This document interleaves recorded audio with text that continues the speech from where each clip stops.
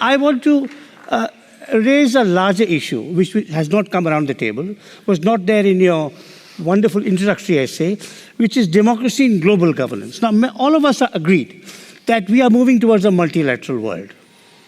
And American hegemony, Leon authoritatively assures me, is dead. I assure you. Dead. I mean, I wish I would get a similar assurance from Victor and from a Russian on this table. But anyway, so there are people in the world who one day might miss it, but that's another subject. Oh, I think I think, Rob, I think one thing I'd like to talk about, and there are some international relations experts here, is rethinking global democracy, particularly the structure of the UN.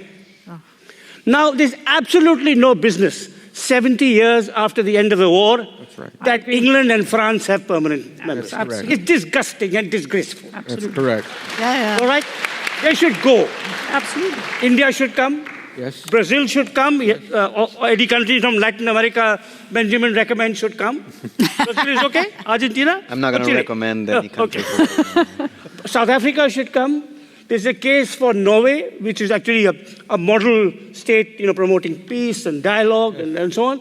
And I think that's why American hegemony is a problem. One of the real, to me, among the small, many disgraceful things that have been happening in Gaza and in Israel over the last year.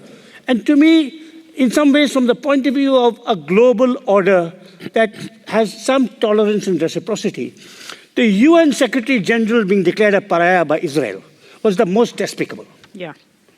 I think that is something, and the American silence about that. So I think redoing the UN. By the way, one last thing.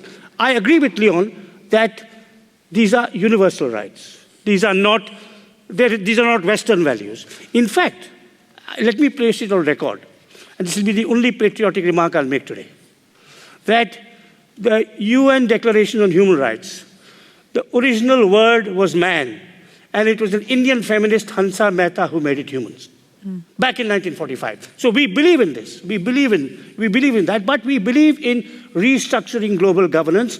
And please, you Europeans can take a lead in this. I mean, it's scandalous that India doesn't have a seat. It's scandalous that Brazil doesn't have a seat. That France and England are sitting there. I mean, it's really, quite shocking.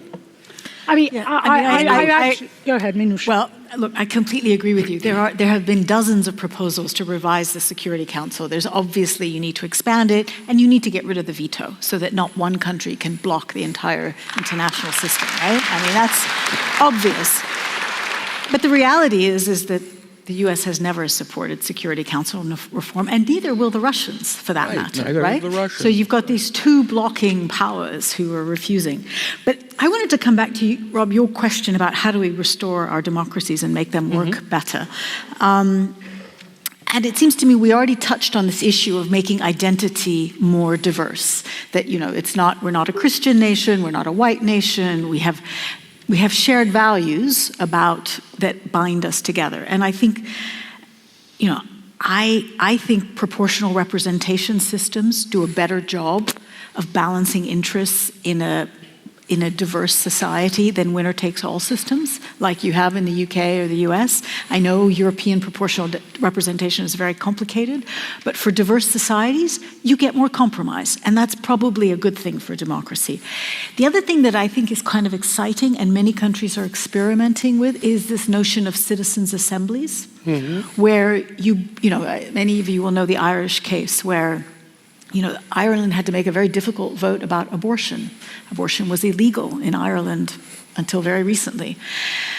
And they picked 100 random citizens, put them together for months and months to discuss it, bring in experts. It was all televised. Everybody could participate. And at the end of that process, after about a year of citizens debating the issue in a very public way, they had a referendum, but only after there had been a process of public education and debate. And they ended up making a decision to legalize abortion, which was a very difficult decision, but there was no pushback because they had had this very democratic process. Some people are now talking about using AI to enable citizens' assemblies to work on a big scale.